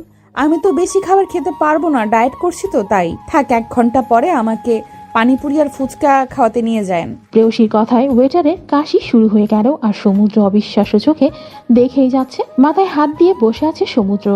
স্যার, আপনি কিছু অর্ডার করবেন? হ্যাঁ, আমার জন্য কফি আর একটা চিকেন স্যুপ দিয়েন। ওয়েটার চলে যাওয়ার পর সমুদ্র প্রেয়সীকে বলে, প্রিয় তুই ঠিক আছিস? হ্যাঁ, আমার আবার কি হবে ভাইয়া? জানেন আমার খুব ক্ষুধা কম লাগছে। যদি বেশি ক্ষুধা লাগতো না তাহলে আমি কতগুলো খাবার যে অর্ডার দিতাম আজ। এত এত খাবার অর্ডার দেওয়ার পরও বলছিস তোর কম ক্ষুধা লাগছে? এর থেকেও আরো বেশি খাইতে পারি। এত খাবার কোথায় যায় প্রিয়? এই, আপনি আমার খাবারের দিকে একদম নজর দিবেন না ভাইয়া। আশ্চর্য, খাবার আবার কোথায় যাবে? আমার পেটুতে যায়। তুই কোন ডায়েট চার্ট ফলো করিস আমাকেও দিস? বাসায় আমার রুমের দেওয়ালে টানানো আছে, বাসায় গিয়ে দেখে নিয়েন। চুপচাপ থাকেন, খাবার দিতে এত লেট করছে কেন? সমুদ্র মনে মনে ভাবছে, এই কোন খাদকের পাল্লাই পড়েছি? আল্লাহরে, এই মেয়ে এত খাওয়ার পরেও নাকি ক্ষুধা বেশি লাগে না, আমাকে 2 দিনে ফকির বানাবে। ওয়েটার খাবার দিয়ে যাওয়ার পর এক এক করে সব খাবার খেয়ে যাচ্ছে প্রিয়। সবগুলো আইটেম থেকে একটু একটু করে খাচ্ছে। সমুদ্র কফি খাওয়া শেষ করার 10 মিনিটের মাথায় তার চিকেন স্যুপ দিয়ে গেল। সমুদ্র নিজের খাবার রেখে প্রিয়র খাওয়া দেখে যাচ্ছে। কিভাবে খাচ্ছে প্রিয়? দেখে মনে হচ্ছে কতকাল না খেয়ে আছে সে। সমুদ্র একটু খাওয়ার পর আর খেতে পারছে না। প্রেয়সীর খাওয়া শেষ। সে কোকা কলা এক চুমুক দিয়ে সমুদ্রের দিকে তাকালো। সমুদ্র ভাইয়া, আপনি যদি আপনার খাবার খেতে না পারেন তাহলে আমি আপনাকে সাহায্য করতে পারি। কিভাবে? আমাকে দিন, আপনি তো খেতে পারছেন না। আপনার উপর আমার খুব মায়া লাগছে ভাইয়া, তাই আপনার হয়ে স্যুপটা আমি খেয়ে নিব, না হলে এই কিউট চিকেন স্যুপ আপনাকে অভিশাপ দিবে। তুই খেতে পারবি? তোর পেটে জায়গা আছে? না তো, কিন্তু আমি এখন স্যুপ না খেলে স্যুপটা কান্না করবে। আচ্ছা নে খা। সমুদ্র বোকার মতো দেখেই যাচ্ছে প্রিয়কে। স্যুপ নাকি অভিশাপ দিবে, কান্না করবে, আবার স্যুপ কিউটও হয়, আর কত কি শোনা লাগবে। সমুদ্র নিশ্চিত পাগল হয়ে যাবে এই মেয়ের সাথে আর কিছুক্ষণ থাকলে। প্রেয়সী খাবার শেষ করে ঠেকুর তুলল। ইয়াক, এসব কোন ধরনের কাজ প্রিয়? দূর ভাইয়া, চিল করো তো। শিকদার বাড়িতে। সুমাইয়া, এই সুমাইয়া, তুই কোথায়? এই যে খালা, আমি এইখানে। তোকে কি এই পাশে এনেছি ঢ্যাং ঢ্যাং করে ঘুরতে আর সারাদিন বাড়ির বাইরে থাকতে? আমি কি করবো বলো? তোমার বড় ছেলে আমাকে পাত্তাই দেয় না, এত চেষ্টা করি। লজ্জা লাগে না এসব বলতে? মেয়ে মানুষ কেন হয়েছিস? একটা ছেলেকে নিজের দিকে টানতে পারিস না? আমার দিকে তাকায় না তোমার ছেলে। যাই হোক, আয়ন ভাইয়ের প্ল্যান কি খালা, কিছু জানো? আমার প্ল্যান জানার মতো যোগ্যতা আর বয়স এখনো হয় নাই তোর। নিজের চরকায় তেল দে। সুমাইয়া আর মিসেস আফিয়া শিকদারের কথার মধ্যে আয়ান রুমে ঢুকে সেই কথার জবাব দিল। তুমি চুপ থাকো আয়ান, বড় বড় লেকচার দিও না। বিয়ে ওই ফকিন্নির বাচ্চাকে করেছো, লজ্জা লাগে না? রওনাককে বিয়ে করলেও তো এই বাড়ির বাকি অর্ধেক সম্পত্তি তুমি পেতে। মা, লিয়াকে নিয়ে একদম বাজে কথা বলবে না, আর অপমান তো দূরে থাক। মাথা খারাপ হয়ে গেছে তোমার? কি আছে কি ওই লিয়ার মাঝে? লিয়াকে আমি ভালোবাসি, এই নিয়ে আর কোনো কথা হবে না। আর বাকি রইল রওনাক। রওনাককেও আমি বিয়ে করব। ওরা দুই বান্ধবী, দুই সতীন হয়ে থাকবে। ওই সম্পত্তি কেবল আর কেবল আমার হবে। তুমি বলবে আর রওনাক তোমাকে নাচতে নাচতে বিয়ে করে নেবে, তাই না? কেন নিবে না? ও আমার ভালোবাসা অন্ধ মা। দেখলে না আমার পাশে লিয়াকে দেখে সুইসাইডের চেষ্টা করেছিল? হ্যাঁ, আমার সব মনে আছে। শুরু থেকে একটা কথা বলে যাচ্ছি আমি তোমাকে। সমস্ত বড় ভাই হয় তোমার। ওকে হিংসা করো না, অর্ধেক সম্পত্তি ওকে দিয়েছে তো কি হয়েছে? রওনাককে বিয়ে করে পারকি অর্ধেক তুমি নিজের নামে করে নাও। সমুদ্র, সমুদ্র আর সমুদ্র। কে ও? সব আদর, সম্মান, ভালোবাসা ও কেন পাবে মা? বাবার আদরের বাড়ির সবার চোখের মনে একা সমুদ্র কেন হবে? তুমিও মা সমুদ্রকে ভালোবাসো কেন অত? চুপ আয়ান, এই কথা আমি তোমার মুখে শুনবো না। সমুদ্র আমার ছেলে, আমার আর ও তোমার বড় ভাই, মাথায় রেখো। আয়ান রাগে দরজায় লাথি মেরে রুম থেকে বের হয়ে যায়। সুমাইয়া ওর খালাকে বলে, খালা, লিয়া তোমার ছেলেকে দেখো তাবিজ করেছে, তুমি কিভাবে মেনে নিচ্ছ? না মেনে উপায় নাই আয়ান, যে বড্ড জিদি সুমু, ওকে সামলানো দায়। লিয়ার বাচ্চা একমাত্র ভরসা এখন আমাদের। তুমি যেভাবেই হোক যা করতে হয় করো, সমুদ্রকে প্রেমের চালে ফেলো। প্রেয়সী এত এত খাবার খেয়ে আর উঠে দাঁড়াতে পারছে না। সমুদ্র এবার প্রেয়সীকে ভয় দেখানোর বুদ্ধি বের করলো। এত এত খাবার যে খেলি, তোর কাছে টাকা আছে প্রিয়, বিল কিভাবে দিবি? প্রেয়সীও ভাবনায় পড়ে গেল। সে তো টাকা আনে নাই। এখন সে সমুদ্রের দিকে অসহায়ভাবে তাকায়। আমার দিকে তাকাবি না, আমি এত টাকা দিতে পারবো না। এত কিপটামি কেন? আপনি দিয়ে দেন না, বাসায় গিয়ে আম্মুর থেকে নিয়ে আপনাকে দিয়ে দেব। দিতে পারি, আমার এক শর্ত আছে। আচ্ছা, আমি আপনার সব শর্ত মানতে রাজি ভাইয়া। সমুদ্র রওনাককে নিয়ে নদীর পাড়ে ঘুরতে যায়।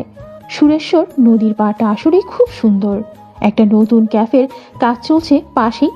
দেখতে খুব সুন্দর লাগছে। টিন আর কাঠ দিয়ে বানানো হচ্ছে ক্যাফে হাউসটি। জায়গাটা খুব সুন্দর সমুদ্র ভাইয়া। আমাকে কি আপনি এই ক্যাফে যখন পুরো তৈরি হয়ে যাবে তখন আবার নিয়ে আসবেন? জায়গাটি কি তোর খুব বেশি পছন্দ হয়েছে প্রিয়? হ্যাঁ, দেখেন কি বাতাস, সামনে নদী, কি শান্ত। আচ্ছা, আমি ওখানে গিয়ে নিচে নেমে পানিতে পা ডুবাই? না, দরকার নেই, পরে যাবি তুই। না, দেখেন ওই যে কত মানুষ নিচে নেমে কাজ করছে, তাদের তো কিছু হচ্ছে না। আমার সাথে বেশি তর্কের দরকার নাই। চল, তুই না ফুচকা খাবি? হ্যাঁ, খাওয়াবেন? আমার কাছে তো কোনো টাকা নেই, আমি দিতে পারবো না। দেওয়া লাগবে না, চল বাহিরে দেখি কোথাও ফুচকা পাওয়া যায় নাকি। সন্ধ্যা ঘনিয়ে এলো। প্রেয়সী আর সমুদ্র বাড়ি ফিরল। বাড়িতে সমুদ্রের সাথে প্রেয়সীকে ঢুকতে দেখে আয়ান রাগে হাত মুষ্টিবদ্ধ করে ফেলে। দ্রুত সে ওখান থেকে সরে যায়, যাতে সে সমুদ্র আর প্রেয়সীকেও দেখতে না পায়। সমুদ্র চলে গেল নিজের রুমে। প্রেয়সীকে তার রুমে যেতে হলে আয়নের রুম পাস করে যাওয়া লাগে। আয়নের রুমের সামনে দিয়ে যাওয়ার সময় প্রেয়সীকে টেনে দেয়ালের সাথে চেপে ধরে রাখে। থতমত খেয়ে যায় প্রেয়সী। আয়নের এমন কাজে সে কিছুই বুঝতে পারছে না। আমাকে এইভাবে টেনে নিয়ে আসার মানে কি? বাহ রওনাক, তোর এই রাগারাগি আওয়াজ তো আমার সেই লাগে। মজা করছেন আমার সাথে আয়ন ভাইয়া? আমার হাত ছাড়ুন। আমার প্রতি ভালোবাসা 2 দিনের মধ্যে শেষ? বাহ, আজ আবার আমার বড় ভাইয়ের সাথে। ভালোবাসার শব্দটা অন্তত আপনার সাথে যায় না। আপনার স্ত্রী ঘরে আছে, আপনার এইরকম কাজ শোভা পায় না। আর এইসব নোংরা কথা আমাকে বললে ভালো হবে না। প্রেয়সী আয়ানকে এক প্রকার ধাক্কা মেরে সরিয়ে রাগে হনহন করতে করতেই নিজের রুমে চলে গেল। কেমন সারা শরীর রীতিমতো ঘিন ঘিন করছে তার। ওয়াশরুমে জামা কাপড় নিয়ে চলে গেল। আয়ান নিজের রুমে যাওয়ার জন্য পিছু ফিরে তাকিয়ে দেখে লিয়া দাঁড়িয়ে আছে। লিয়া আয়ানকে তাকাতে দেখে আবার নিজের রুমে চলে গেল। শুনো, যা জানো চুপচাপ থাকো। রাফিনকে দেখে কি তার প্রতি পিরিত তোমার উতলে পড়ছে? আমাকে নিজের মতো চরিত্রহীন ভাববেন না মিস্টার শিকদার। মুখ সামলিয়ে কথা বলো লিয়া। ও প্লিজ শাট আপ। আপনার মুখে এসব কথা মানায় না। আপনি নিজের ক্যারেক্টার সামলান, আর কিছুদিন পর সন্তানের বাবা হবেন। ভেবে দেখেছেন এমন চেহারা নিয়ে সন্তানের সামনে কিভাবে দাঁড়াবেন? তুমি তোমার সীমা সারিয়ে যাচ্ছ লিয়া। আমাকে রাগিও না, ফল ভালো হবে না। যা খারাপ করার আমার সাথে তো আপনি করেই ফেলেছেন। আর কি করবেন? আর কিছু বাকি নেই। কিন্তু এমন দিন আসবে আপনি পস্তাবেন, খুব করে পস্তাবেন। আয়ান সোজা খাটে গিয়ে শুয়ে পড়ল। এখন নিজের রাগ কন্ট্রোল করা লাগবে। লিয়ার সাথে তর্কে জড়িয়ে তাকে উত্তেজিত করলে বাচ্চার ক্ষতি হবে। লিয়া সোফায় বসে কান্না করতে লাগলো। এভাবে কারো জীবন চলতে পারে না। প্রেয়সী গোসল সেরে এসে কম্বল জড়িয়ে বসলো। শীত লাগছে তার। এই বাড়ি থেকে যেতে পারলে বাঁচে সে। কিন্তু বড় আব্বু তো যাওয়ার পারমিশন দিল না। কিছু একটা করতে হবে। এভাবে চলতে পারে না সবকিছু। এক বাসায় এই জঘন্য লোকের সাথে থাকা যায় না। লিয়া উঠে ধীরে ধীরে সমুদ্রের রুমে গেল। লিয়াকে এই সময় নিজের রুমে থেকে আশ্চর্য হয়ে গেল সমুদ্র। কি ব্যাপার লিয়া, কিছু কি হয়েছে? না ভাইয়া, কিছু হয় নাই। তাহলে এই সময় তুমি আমার রুমে? আমি কিছু কথা বলতে চাই আপনাকে ভাইয়া। আচ্ছা বলো। ভাইয়া, আমি আয়ানকে ডিভোর্স দিতে চাই। আমি ওর সাথে আর থাকতে পারছি না। আর আমি আয়ানকে এসব বলার সাহসও পাচ্ছি না। আয়ান আমার মা আর ভাইকে নিজের কাছে আটকে রেখেছে। দেখো লিয়া, ডিভোর্স সবকিছুর সমাধান না। ভেবে দেখো, এখন তুমি একা না। বাবুকে তো আয়ান তোমাকে দিবে না। সেও এই বাচ্চার বাবা, সে তো তার অধিকার ছাড়বে না। আমি কিছু জানি না ভাইয়া, আপনি কিছু একটা করুন। আপনার মা আর ভাইয়ে আমাদের নিয়ে যে খেলা শুরু করেছে তা অনেক ভয়ঙ্কর। উনি আয়ানের সাথে আবারও প্রেয়সীর বিয়ে দিতে চাচ্ছেন, আর আয়ানও রাজি। আমার জীবন যেভাবে নষ্ট হলো, আমি চাই না আমার বেস্ট ফ্রেন্ডের জীবনটাও এভাবে নষ্ট হোক। আয়ান অনেক ভয়ঙ্কর ভাইয়া। নিজের উদ্দেশ্য হাসিল করতে কাউকে মেরে ফেলতেও দুবার ভাববে না। সমুদ্র অবাক হয়ে তাকিয়ে আছে লিয়ার দিকে। মেয়েটা নিশ্চুপ কান্না করেই যাচ্ছে। হিচকিঠে গেছে তার। সমুদ্র বেশি অবাক হলো তার মায়ের কথা শুনে। সে কি ঠিক শুনেছে তার মা এমন জঘন্য কোনো কাজ করতে পারে? শান্ত হও লিয়া, তোমার এই অবস্থায় এমন অস্থির মানায় না। এক কাজ করো, গিয়ে রেস্ট নাও, আমি দেখছি কি করা যায়। লিয়া সমুদ্রের কথায় ভরসা পেল। সমুদ্রের মাথা কাজ করছে না, কি করবে। উঠে সে তার বাবার মায়ের কাছে গেল। আম্মু আসবো? হ্যাঁ বাবা, আয় তুই। তোর কি পারমিশন নেওয়া লাগে? আমি কিছু কথা বলতে চাচ্ছি বাবা তোমাদের। হ্যাঁ বল। শুনো, আয়ানের বিয়ে হয়েছে, কয়েকদিন পর এই বাড়িতে নতুন একজন আসবে, তাই না? আমি চাচ্ছিলাম ব্যবসার সব ভার তুমি আয়ানের উপর ছেড়ে দিয়ে রেস্ট করো। কি বলতে চাচ্ছিস তুই বাবা? আর এই সম্পত্তির অর্ধেক মালিক তুই। আমার নামে সব সম্পত্তি আমি আগে তোকেই দিয়ে দিয়েছি। এইটাই তো অন্যায় করছো তুমি বাবা। আমার কথায় কষ্ট পেও না বাবা। আমি যেমন তোমার সন্তান, আয়ানও ঠিক তেমন। তাহলে আমাদের দুজনকে তোমার সমান চোখে দেখা উচিত। তুমি কিভাবে তোমার নামের সব আমাকে দিয়ে দিলে? আয়ান কি পেয়েছে বাবা? ওরও অধিকার আছে। শিকদার বাড়ির একমাত্র বংশধর তুই সমুদ্র, আর এসব শিকদার বাড়ির রক্ত হিসেবে তোর পাওয়ার কথা। তাহলে বাবা, আজ আমারও বলার কথা, আয়ান যেমন তোমার ছেলে না, তেমন আমিও তো আম্মুর ছেলে না। সেই হিসেবে আম্মুরও আমাকে লালন পালন করা উচিত হয় নাই। আমাকে সে আয়ানের থেকে বেশি ভালোবাসা দিয়েছে, এটাও তার উচিত হয় নাই। তোমার ভাবনা আর কাজের জন্য আয়ানের এই অবস্থা। কিভাবে বাদ দিব আম্মু? তুমি আমাকে কোনো স্বার্থ ছাড়াই ভালোবেসে গেলে। আর আব্বু কেন পারল না আয়ানকে আমার মতো করে দেখতে? ছোট থেকে সব আমি পেয়েছি, আয়ান কিছু পায় নাই। বাবা তার খোঁজও রাখে নাই। আফিয়া শিকদার কান্না করছে। সে যেমনই হোক সমুদ্রকে সে অনেক ভালোবাসে। সমুদ্রের জন্য তার ভালোবাসা আদর স্নেহ কম ছিল না, কিন্তু তার বাবা আয়ানের প্রতি সেই সমান দায়িত্ব পালন করতে পারে নাই। আজ এত সব কিছুর জন্য দায়ী একমাত্র সমুদ্রের বাবা। সে যদি আয়ানকে সমুদ্রের মতো ভালোবাসা দিত, তাহলে আয়ানের মনে সমুদ্রের প্রতি এত তিক্ততা এসে জমা হতো না। সবকিছুর লিমিট থাকে। ছোটবেলা থেকে আয়নের প্রতি এমন ব্যবহার করায় তার মন বিষিয়ে গেছে, তাই তো সমুদ্রকে ঘৃণা করে সে। আমার কথায় কষ্ট পেয়ে থাকলে ক্ষমা করে দিও, কিন্তু এটাই। তোর কথা ভুল নয় সমুদ্র, আমি অন্যায় করেছি, তাই আয়ন এমন হয়েছে। তুই যা ভালো মনে করিস তাই কর। দরকার নেই সমুদ্র, তোমার নামে যা আছে তোমার থাকুক, আয়নকে দিতে হবে না। আমি তোমাকে আয়নের থেকেও বেশি ভালোবাসি। আমি জানি আম্মু, তুমি আমাকে ভালোবাসো, আমিও তোমাকে অনেক ভালোবাসি। এই সম্পত্তির জন্যই না তুমি আমার প্রিয়সীকে আমার থেকে আলাদা করে আয়ানের সাথে বিয়ে দিতে চাও, যাতে আয়ান ওর ভাগের সম্পত্তি পায়। আমার প্রিয়সীকে হলেই হবে, আর কিছু চাই না। রাতে উকিল আসবে, তোমরা উপস্থিত থেকো ঠিক সময়ে। আমি আসি। সমুদ্রের যাওয়ার পথে তাকিয়ে থাকে তার বাবা মা। তাদের দুজনের মনে আজ পাহাড় সমান অপরাধ বোধ। দুজন সমান অপরাধী। শিকদার বাড়ির প্রতিটা মেম্বার আজ ড্রয়িং রুমে উপস্থিত। প্রেগনেন্ট লিয়াও সেখানে এসে দাঁড়ায়। তা দেখে প্রিয়সী উঠে দাঁড়িয়ে তাকে বসতে দেয়। আমাদের আজ এখানে ডাকার কারণ কি সমুদ্র, আমাদের বলবে? হ্যাঁ অবশ্যই চাচ্চু, জানাবো। আশা করি আপনি আমাকে বিশ্বাস করেন। তোকে বিশ্বাস করব না তো আর কাকে করব বাবা? তাহলে বসো, একটু অপেক্ষা করো। প্রেয়সীর বাবা আর সমুদ্রের কথোপকথনে আয়ন বিরক্ত হচ্ছে। আয়ান চেয়েও কিছু করতে পারছে না। কি এমন কাজ যে সবাই চুপচাপ আছে? তখনই একজন উকিল বাড়িতে আসতো। সরি সমুদ্র, আমার আসতে একটু লেট হয়ে গেল। ইটস ওকে মিস্টার মিনহাজ, এবার আপনার যা কাজ করার তা শুরু করুন। সব রেডি করেই আছি, শুধু আপনাদের সাইন করলেই হবে। প্রেয়সী এতক্ষণ চুপচাপ থাকলেও এবার জিজ্ঞেস করলো, এইসব কিসের কাগজপত্র, আর সবাই সাইনই বা কেন করবে? এটা আমার নামের সম্পত্তির কাগজ। আমার নামে যা যা বাবা দিয়েছেন, আজ আমি তা সবকিছু আয়ানের নামে দিয়ে দিচ্ছি। সমুদ্রের কথায় ওর বাবা মা বাদে পরিবারের সবাই আশ্চর্য হয়ে গেল। সমুদ্র কেন এসব করছে? আয়ান তো আকাশ থেকে পড়ছে বলে মনে হচ্ছে। এসব কি বলছো ভাইয়া? আমি কেন তোমার নামে সম্পত্তি নিব? এই সম্পত্তি তোমার বাবার, তাই এর উপর অধিকারও তোমার। আমার একার বাবা না, তোরও বাবা আয়ান। সে হয়তো সে ভুল করেছে, তাই বলে মা যেমন আমাদের দুজনের বাবাও সেম। আর আমার যা সিদ্ধান্ত নেওয়ার আমি নিয়ে নিয়েছি। কারো কোনো আপত্তি আছে?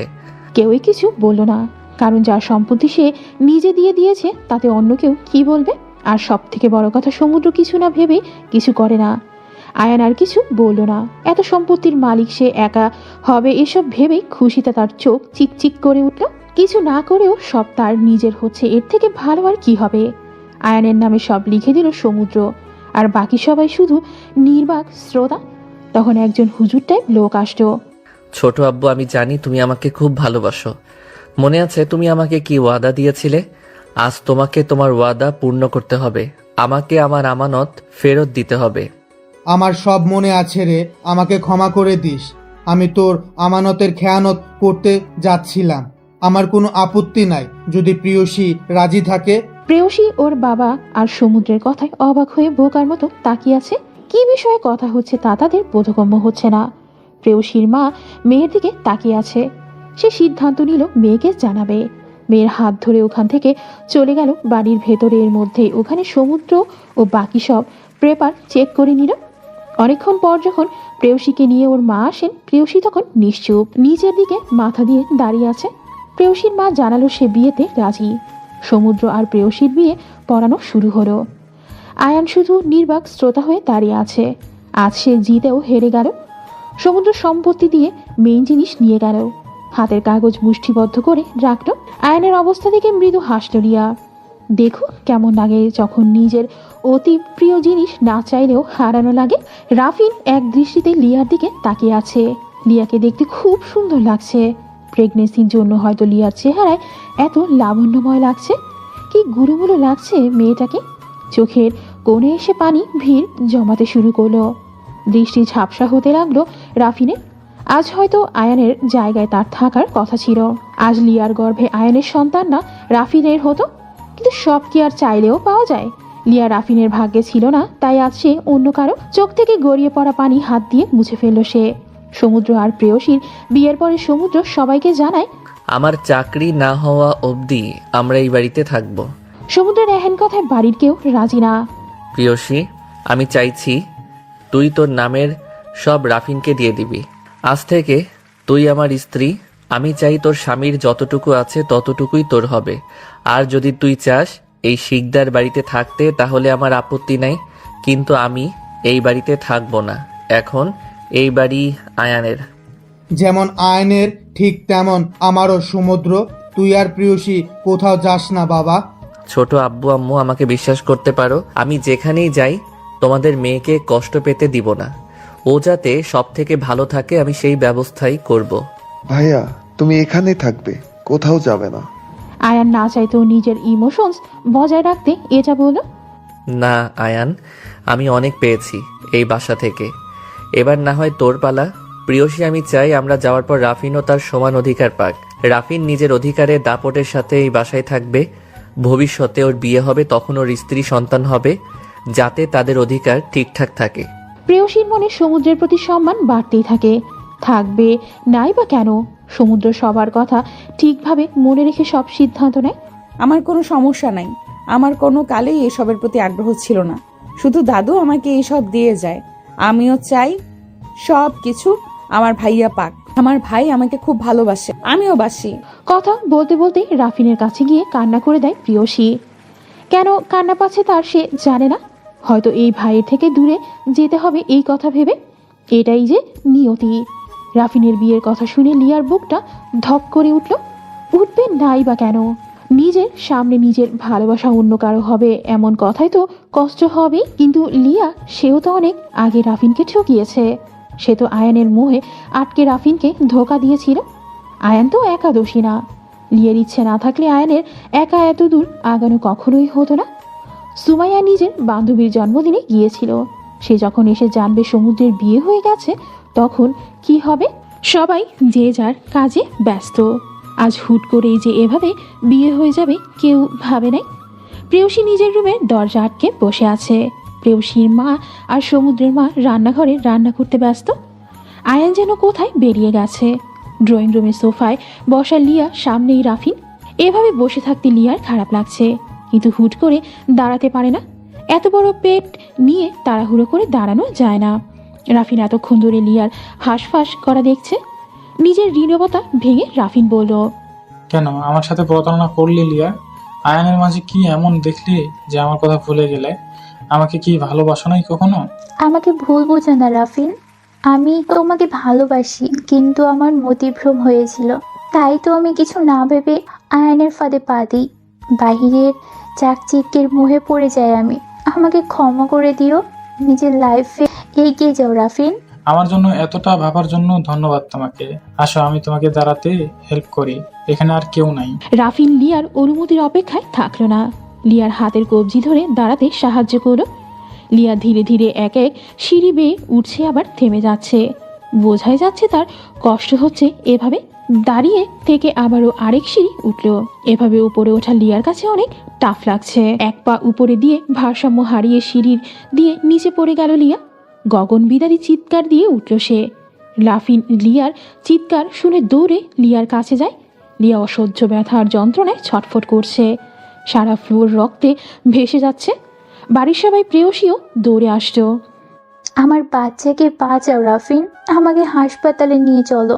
রাফিন চুপচাপ পাথরের মতো বসে আছে। লিয়ার করুণ আর্তনাদ তার কানে পৌঁছানো মাত্র তার হুঁশ আসে। সে পাজা কোলে করে আগাতে বাড়ির সবাই সাথে যায়। বাড়িতে রাফিন বাদে কোনো পুরুষ নাই। রাফিন গাড়িতে পিছনের সিটেই রাখে, সেখানে প্রেয়সী আর তার মা বসত।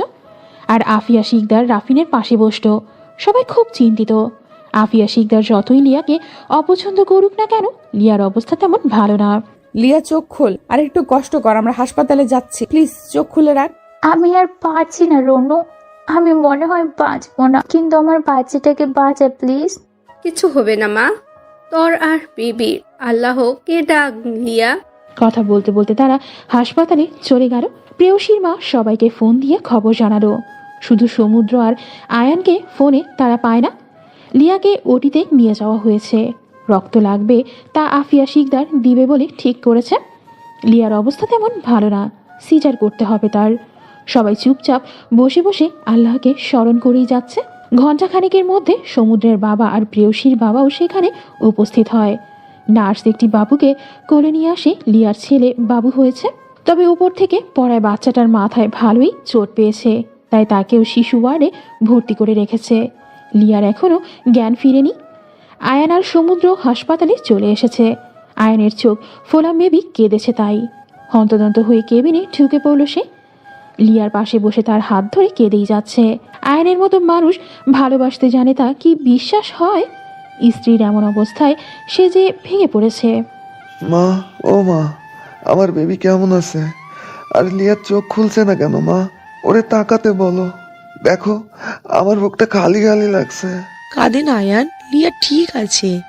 আর তোর ছেলেবাবু হয়েছে, ওর একটু সমস্যা, এই জন্য ওকে চেক আপের জন্য রাখা হয়েছে বাবা। সব আমার দোষ। আমি কেন লিয়াকে একা ফেলে চলে গেলাম? আজ আমি থাকলে তো এটা হতো না আম্মু। আমি অনেক খারাপ আম্মু। আল্লাহ আমাকে এইভাবে শাস্তি কেন দিল? আমার বাচ্চাটা তো কোনো দোষ করে নাই, ও কেন এভাবে কষ্ট পাচ্ছে? আয়ানের আহাজারিতে সবার মন খারাপ করে দিচ্ছে। আয়ান যতই খারাপ হোক না কেন এমনটা কারোরই মানার যোগ্য না। প্রেয়সী আর সমুদ্র এক জায়গায় বসেছিল। আপনি বাবু দেখবেন? হ্যাঁ আমি দেখবো, তুমি দেখছো? না, চলেন দেখে আসি। প্রেয়সী আর সমুদ্র চলে গেল বাবুকে দেখতে। বাবুটা কত ছোট আল্লাহ! সময়ের আগেই দুনিয়ায় আসায় এখনও অনেক উইক দেখা যাচ্ছে বাবুকে। দেখতে দেখতে 16 দিন হয়ে গেছে। আয়ান, সমুদ্র আর প্রেয়সী এই কয়দিন হাসপাতালে বেশি ছিল। আয়ান এই কয়দিন অনেক শান্ত ছিল, কারোর সাথে বেশি কথা বলে নাই। এই কয়দিনে লিয়া আয়ানের প্রতি আবারও দুর্বল হয়ে পড়েছে। আয়ানের এমন কেয়ারিং, কান্না, সব কিছুর জন্য। বাচ্চাকে কোলে নিয়ে আয়ানের সে কি কান্না! প্রতিটা মানুষ খারাপ হতে পারে, কিন্তু কোনো বাবা খারাপ হয় না। সন্তানের প্রতি ভালোবাসাও মিথ্যে হয় না, তা আয়ানকে দেখলেই বোঝা যায়। আজকে সবাই লিয়া আর ওর বাচ্চাকে নিয়ে শিকদার বাড়ি যাবে। বাচ্চার নাম রাখা সাধারণত 7 দিনের দিন করে। বাবু অসুস্থ থাকায় তা 21 দিনে করবে বলে সবাই ঠিক করেছে। শিকদার বাড়িতে নতুন অতিথির আগমনে আবার খুশিতে ভরে উঠেছে। প্রেয়সী লিয়ার সাথে কোনো কথা না বললেও সারাদিন বাচ্চাটার সাথে খুব দুষ্টুমি করে। আকিকার সব আয়োজন আয়ান আর সমুদ্র মিলেমিশে করছে। বাড়ির সবারই এটা দেখে খুব ভালো লাগছে। অবশেষে 2 ভাইয়ের মধ্যে ঝামেলার অবসান ঘটতে চলেছে। এত খুশির মধ্যে সব থেকে খারাপ লাগছে সুমাইয়া। এই খুশি যেন তার 2 চোখের বিষ। প্রেয়সীর প্রতি সমুদ্রের ভালোবাসা কেয়ার দেখে জ্বলে পুড়ে মরছে সে। অবশেষে নাম রাখার অনুষ্ঠানে বাচ্চার নাম রাখা হলো লিয়ান শিকদার। নামটা অবশ্য প্রেয়সীর রাখা, আয়ান আর লিয়ার নামের সাথে মিলিয়ে রাখা হয়। সব অনুষ্ঠান শেষে প্রেয়সী আর সমুদ্র ঘুরতে যাবে বলে ঠিক করে রাখে। প্ল্যান অনুযায়ী তারা বেরিয়ে যায়। প্রিয়, আমাকে বিয়ে করে কি তোর কোনো আফসোস হয়? আফসোস কেন হবে আমার? আপনার মতো কাউকে পেয়েছি, সেটাই আমার ভাগ্য। তুই যে আমাকে ভালোবাসিস না প্রিয়সী, আমি তো চাই প্রিয়সীর ভালোবাসায় ভেসে যেতে। কে বলেছে আপনাকে সমুদ্র যে প্রেয়সী আপনাকে ভালোবাসে না? কই, প্রিয়সী তো কখনোই আমাকে বলে নাই সে আমাকে ভালোবাসে। সমুদ্র যে মজা করছে তা তার এক্সপ্রেশন দেখে বুঝে গেল প্রেয়সী। যাক, আপনি আমার সাথে মজা করছেন, এটা একদম ঠিক না। আমি মজা করছি না। জানেন, আমি আমার অনুভূতি বলতে পারি না, সব কথা গুছিয়ে সাজিয়ে বলতে পারি না, তবে আমি আপনাকে খুব ভালোবাসি। এই প্রেয়সীর ভালোবাসা আপনার প্রতি 1 সমুদ্র সমান। এভাবে বললে কি আর নিজেকে ঠিক রাখা যায় জান? দেখে শুনে গাড়ি চালান আপনি, না হলে অ্যাক্সিডেন্ট হবে। প্রেয়সীর কথা শেষ হওয়ার আগেই একটা ট্রাকের সাথে তাদের গাড়িটা ধাক্কা খেয়ে যায়। সমুদ্র আর প্রেয়সী কিছু বুঝে ওঠার আগেই এমন হয়ে গেল। রক্তাক্ত 2টি হাত গাড়ির ভাঙা দরজা দিয়ে বেরিয়ে আছে। গাড়ির ওপরে ট্রাক উঠে যাওয়ায় দুজনের মাথা থেতলে গেছে। শিকদার বাড়ির সবাই অ্যাক্সিডেন্টের খবর পেয়ে ছুটে গেল হাসপাতালে। সমুদ্র আর প্রেয়সীর ঘড়ি, মোবাইল পেল তারা। এটা পেয়েই লাশ শনাক্ত করা হলো। বাড়ির সবাই খুব ভেঙে পড়েছে। আয়ান সবাইকে সামলে নেয়। প্রেয়সী আর সমুদ্রকে দাফন করা হয়।